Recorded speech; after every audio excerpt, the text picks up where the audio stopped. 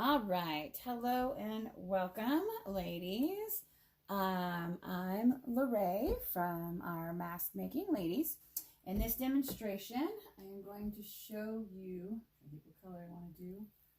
Let's do solid. I am going to show you how I cut our sheets into the mask sizes we need. Our three sizes that we work with is men's 10 by 8, ladies 9 by 6, and our children 8 by 5 for the rectangle style mask, which is this style mask. We do the ninja one as well, but we don't pre-cut for that. Our ninja mask sewers do their own cutting. So this is just for you non-sewers who would like to help us out, and how to turn your pack of sheets that could be waiting for you if you are interested into what size. Today I am going to do kids size 8 by 5, but it'll be exactly the same process for any size except obviously just the dimensions. So let's get started. So the first thing you'll see is it's in a case. We don't need it. I don't keep it. I don't turn it into extra masks or anything along those lines. And just get it out of its package. Okay, so we throw that away. Today also this class I'm going to be teaching how to do it with a rotary knife and with regular scissors. So you can do either. So we're unfolding it and getting out the piece of cardboard that's in there. So that in the trash. So the first thing we need to do is make this an absolutely perfect seamed rectangle. Because I want to follow its natural seams. I don't want to create my own. Now again, this is only how I do things. It's not necessarily the correct way to do things. And I completely understand that some of my quilters will probably cringe when they see me rip versus cut, but we will fix those ends. I've cut for over 1,000 masks, and this is how I do it. And it has worked great for the 20 mask sewers that we have. So I just pick an edge. It doesn't matter which corner. We just have to take away all 4 corners to make that perfect rectangle. So where my seam is, I go in about 2 inches and cut. Now, sometimes as I'm ripping, it'll start going towards my seam, and I'm hoping it'll do it on one of these ends so I can show you what I do. If not, then we'll flip it. But right now we'll see what it does. So I'm going to just start. We're going to go all the way around the same exact way. This is the fatter edge that goes up to your head for the sheet. So about 2 inches, and you're just going to rip. We're going to rip all the way down the side. So for us, it stayed on the side of the seam, so it's already perfect. So that's fantastic. So now we're going to go the other direction. So same thing here. There's our yuckiness that we're trying to get rid of right here. And we're going to cut in about 2 inches to get us started. Right about there. And it's no big deal. Don't measure. Don't spend too much time. And now we're going to rip. And I got stuck on my other string. There we go. And we're just going to rip. Now, so here's how you can see if I would have done it the wrong side. So when I snipped it, that's how much space I had from the pleat to what my ripping is. And as I'm ripping, it's becoming significantly wider. Probably easier this way. Significantly wider. And that's fine. Go ahead and rip it. We want it to make its own natural rectangle. So if it started going smaller, then flip it and go the other way and clip it. Okay, so right now we already went the right way. So I'm going to keep on going. Okay, so I'm at my end again. So I'm at this edge, and I need to get rid of this edge right here. So same thing. About 2 inches in. Lovely. And rip. Okay, I made it no problem. It didn't go into the seam. I was perfect. It went great. Again, if you cut into the seam, stop what you're doing, flip it the other way, and cut from that side. You want it to make sure that it naturally does what it wants to do. If not, it won't make the rectangle. And I just happened to do all 4 corners the correct way, which has never happened before. Kind of almost wanted to mess up, but it didn't. So hopefully you understand what I mean. So if I would have started a 2-inch clip at this side, it would have fed right into the edge and I would have gotten stuck. I wouldn't have been able to pull the whole way. So then you just switch the sides. So all of this lovely mess of these 4 corners is now trash. Don't worry about it. Don't keep it. Throw it away. All right, so now we have our sheet, and I'm going to do the thinner side of my sheet. So the long side is away from me, and I just want the shorter side. Not thinner, I'm so sorry. The shorter side. So here's our shorter side. Now I know it's completely wrinkly and it's a mess, and I get it. We're going to fix all of that, I promise. So you're going to give a little bit of tug because when we pulled it, it bunched all up a little bit. So we're going to make sure that we pull it nice and tight, or pull it so it loosens up. It's how tight it was. Okay. So I'm just going to only iron. I only need the edge. This is all I need. Just need this very bottom edge to be flat. So we're going to throw some steam on it. We're going to push through. I just need probably about, I don't know, 6 or 7 inches up. But I mean that much. Probably do it in about 3 inches, but the width of your iron. But you don't need to go any farther than the width of your iron. Or height of your iron. I'm just all backwards today. Sorry about that. Okay, so that's all I need that's flat. Nothing else do I need is flat at this moment because we're going to fix all of this. So you're going to get, I have a really long ruler, which makes my life fantastic. So I'm going to line up my edge, which I don't think you can see. So let's see if I can move it a little bit. I'm stuck, of course. Mind the chaos. So I can't see. There we go. I'm going to back over a little bit. Okay. So I'm going to line the edge of my ruler and the edge of my material. So I am doing kids 8 by 5. No matter what size you're doing, do the larger number first. This will be your larger number. No matter if you're doing a 10 by 8, 9 by 6, or 8 by 5, pick the larger number. Okay. So mine is kids by 8s. So I'm going to do about a 2-inch snip right here. I'm going to do it at 8. And at 16, 24, because I can't count today, and 31, right? 32, can't count, oh my gosh, sorry, I should know my 8s by heart. All right, so I've made my snips all the way down my ruler, and embarrassingly show that I cannot count. So I have my snips at all my 8s, all the way down. Well, not all the way down, just as far as my ruler goes. And we're going to rip.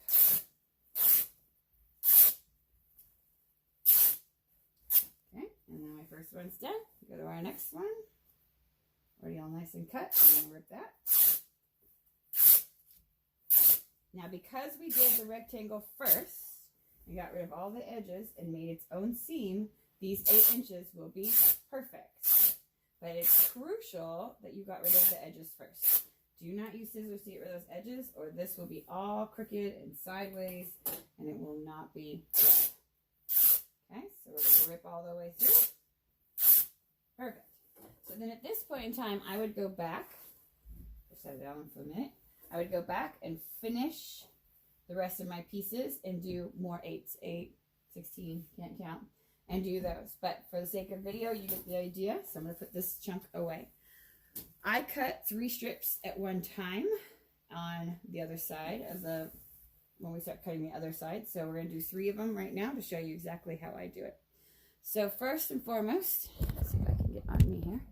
I'm going to fold my strip in half. Because now we got to clean up this awful crinkly mess. So I fold my strip in half. You don't need it back on me. There we go. Fold it strip in half, and I make sure I line up my 2 fuzzy edges, because we're going to be cutting those off here soon, to the best of my ability. That's what I hang on to, is my 2 fuzzy edges. Now when I'm ironing, I'm going to apply pressure and push. The only thing I don't want to do is when I get to this edge, I don't want to make a crease down here.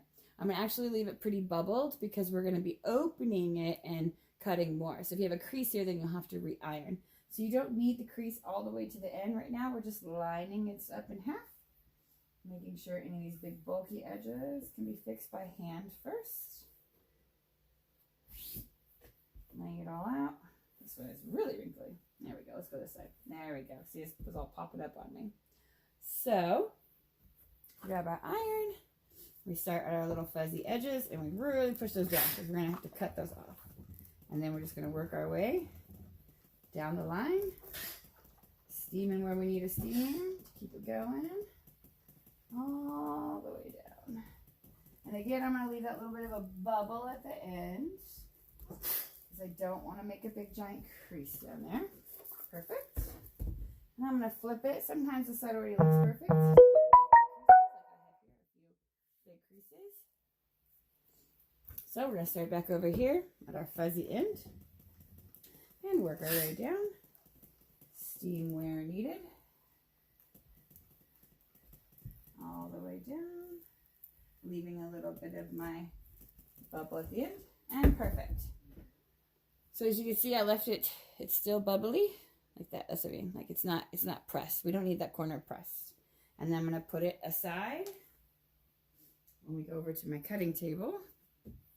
My other one, that is. All right. So then we're going to do it 2 more times.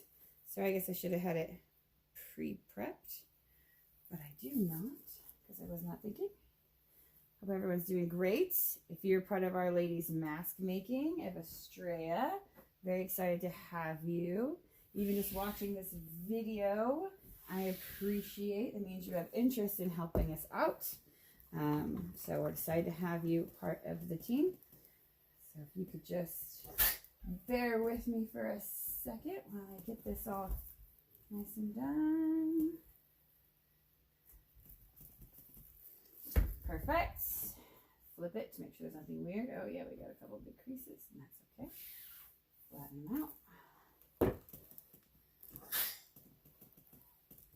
So it's very important to do both sides because it was such a wrinkly sheet to begin with. You just want to make sure you get both those sides done really, really well.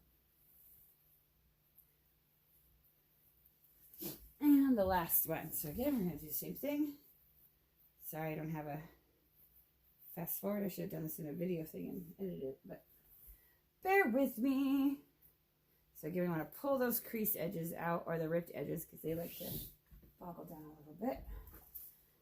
Press those ends really, really good. Work your way down.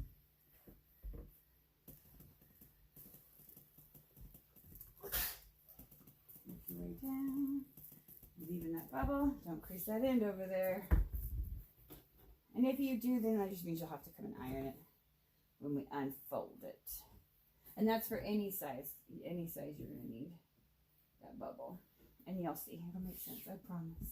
Stay with me, I promise. Okay.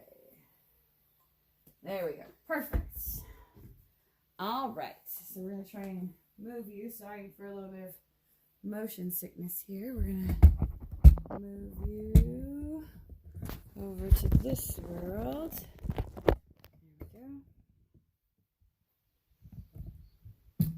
Okay, mind my crazy world here. There we go. There's not as much light over here, so I'll have to do this towards the camera. So we'll go this way.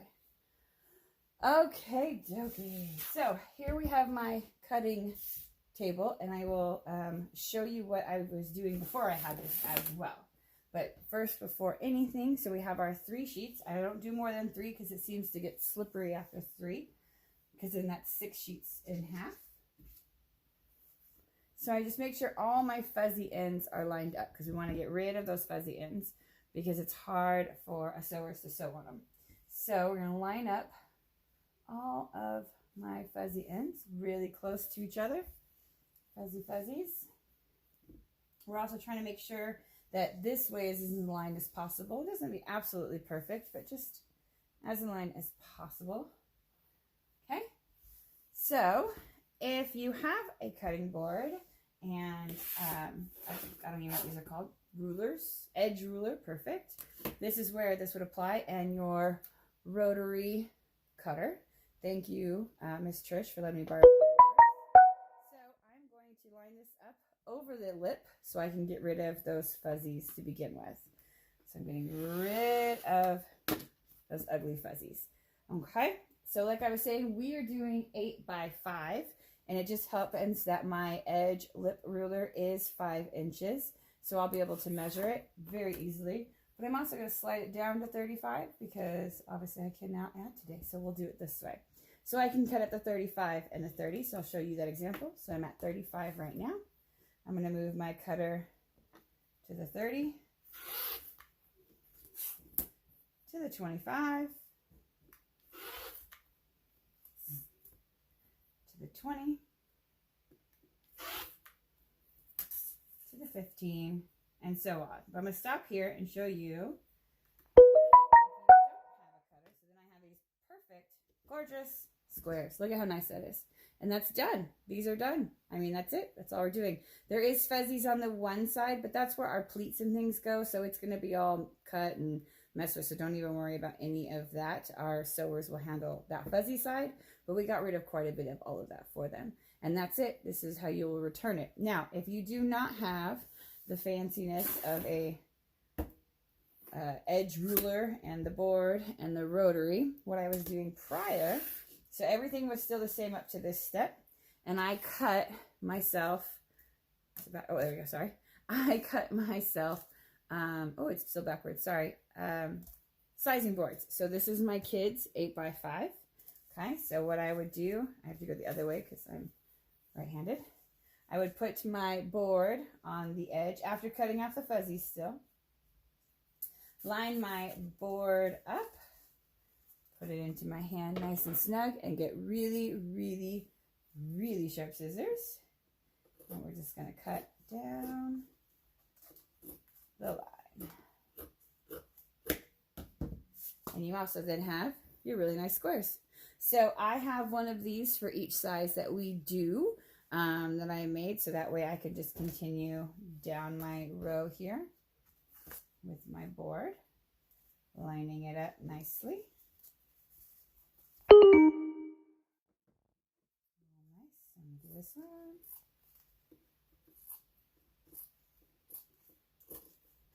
See? And then you just have your beautiful stack of 8x5s. And, you know, there's 6 in here. Gorgeous. Now, for this bubble that I keep talking about and why we're leaving it. So let's go back over to there. I am going to go back to the rotary because it's so much easier. Okay, so I'm going to go back to my 35 spot. Okay, there's my 35. Get my little cutter. So I'm going to go to 30. 25, I'm going to put this right on top of that bubble. Squish it down, that's fine. So here's my 25. To get these out of the way. Beautiful rectangles, look how nice those are. And then we have our little bubble, and this is what I was talking about. You don't really want to crease because we're going to open them up. And we're going to cut us 3 more masks out of here. If it's super wrinkly, you can throw an iron on it. I mean, obviously, don't hesitate to do whatever. I don't think I have 10 in here. Nope, I don't. So since I don't have 10, I'm just going to go somewhere in the middle. It doesn't matter, just to get off the edges on both sides. So what was I at? 24. So 24. And there we go. And those are the ones that were at the bubble. See, it's still a little wrinkly, but it doesn't have that harsh crease. All right. And then you'll have to go do the other 3 rows. And then you'll have a huge, gorgeous stack to give back to our mask making ladies of Australia. Thank you again for watching, and love you guys so much. Bye.